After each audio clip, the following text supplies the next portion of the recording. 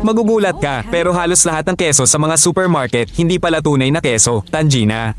Isa yung chemical na produkto na gawa sa taba ng halaman at puro pampalasa.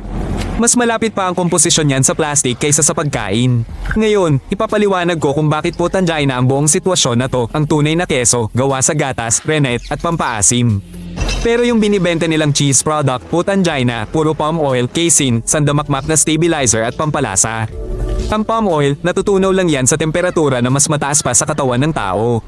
Kaya kapag kumain ka ng ganyang keso, punyeta, literal na binabalutan ito ng parang wax film ang tiyan at bituka mo na hindi man lang natutunaw ng maayos. Ang mga gagawang manufacturer na yan, natuto silang gumawa ng pesteng to ng sobrang mura. Kaya ang presyo nito, 3 beses na mas mura kaysa sa tunay na keso. Pero halos pareho pa rin ang itsura at gumuguhit pa nga ng maganda salamat sa mga putang inang kemikal na pampalapa tulad ng carrageenan. At ang pinakagago sa lahat, sa batas, bawal tawaging keso ang produktong yan. Kaya sa packaging, nakasulat sa maliliit na letter produkto ng keso o produktong may gatas at kapalit ng taba ng gatas.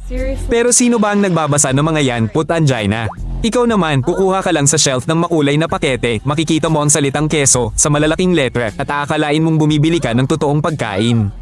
Pero sa totoo lang, nag-uuwi ka pala ng kemikal na bomba na unti-unting sisira sa'yo, gago. Pucha, basura talaga to. Pero, sasabihin ko sa'yo kung saan talaga gawa itong keso na yan.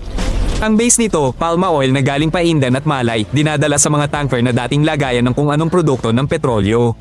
Punyeta. Tapos, may casein protina ng gatas na galing sa pinakamurang powdered milk. Madalas expired o sira na, hindi na mabenta bilang normal na gatas, kaya dito nila pinupusta sa tae na to. Susunod, isang tambak na stabilizer, I-407, I-412, I-415. Ito ay mga gum at carrageenan na galing sa dagat, ginagamit sa industriya, sa toothpaste at panlinis ng sapatos, Tangina. Para lang mangamoy keso yung pinagsama-sama nila, lalagyan nila ng sintetikong pampabango. Kadalasan pinaghalong butyric acid, diacetyl at iba pang amoy para gayahin ang amoy ng tunay na keso. Para naman magkulay, gagamit sila ng pangkulay tulad ng anato o beta-carotene. Kung hindi, yung pinaghalong palma oil at kemikal, kulay abo at puti lang parang taba na namuo sa malamig na kawali.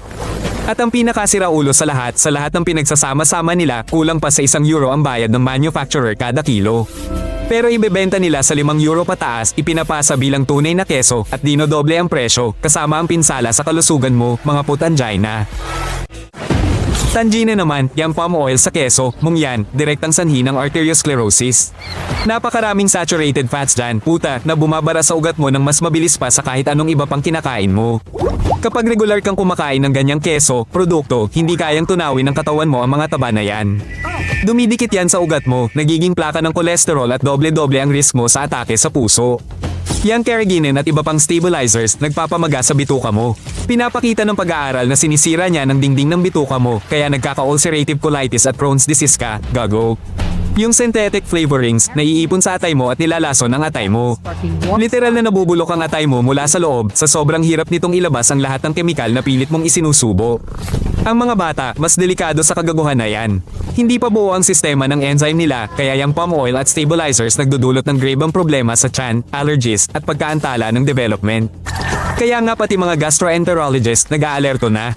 Ang dami ng may fatty liver disease, tumaas ng 3 beses sa huling 10 taon at isa sa pangunahing dahilan ay ang paggamit ng palm oil sa mga keso na yan. Tangina, nagulat ako nang malaman kong sinasadya pala ng mga gumagawa na gawing halos kapareho ng totoong keso ang packaging. Parehong kulay, parehong font, parehong texture ang gamit nila tapos tinatago yung mga salitang cheese product na kailangan mo pang gamitan ng magnifying glass para makita, lintik. Sa harap ng pakete, malalaking letra ang nakalagay na keso o cheddar pero sa gilid o likod, maliliit na letra ang nakasulat na produkto. Karamihan sa mga tao, hindi naman napapansin ang pagkakaiba, bumibili ng kemikal sa presyo ng pagkain, gago. Sa patalastas nitong mga keso na yan, pinapakita pa kung gaano kaganda itong humila sa pizza o burger. Pero di nila sinasabi na hindi yan dahil sa milk protein, kundi sa modified starch at polymeric thickeners, hinayupak. Ang mas kupal pa, may mga gumagawa na nilalagay sa pakete na hinawa ayon sa GOS pero ang gamit pala, hindi totoong GOS para sa keso. Kundi espesyal na GOS para sa cheese product kung saan kahit ano pwedeng ilagay. Mga balasubes, pati mga tindahan, kasabuat din. Sinasadya nilang ilagay ang murang cheese product katabi ng totoong keso sa iisang estante. Para malito ang mga tao at kunin yung peke, iniisip na ibang brand lang yan o may promo, mga leche. Chinek ng mga eksperto ang mga supermarket at nalaman nilang halos 70% ng lahat ng keso sa murang section ay cheese product na may palm oil. At 30% lang ang totoong keso. Pero sa paningin, wala kang makikitang pinagkaiba, buisit. Puta, nakakabaliw to, pero may paraan para di ka maloko sa ganyang basura. Una, tingnan mo ang pangalan ng produkto. Kung nakasulat na cheese product o may gatas, ibalik mo agad sa estante, gago. Basahin mo ang sangkap. Kung sa unang tatlong item makikita mo ang vegetable fats, palm oil, o milk fat substitute, puta, puro kemikal yan.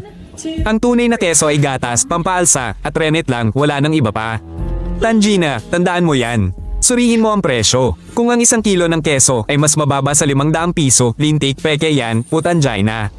Ang tunay na keso, hindi talaga bumababa ang presyo dahil sa presyo ng gatas at sa haba ng pagpapahinog. Mahalaga yan, tarantado. Tingnan mong mabuti ang balot, gago. Ang mga totoong gumagawa ng keso, ipinagmamalaki ang produkto nila kaya malaki ang sulat na natural cheese.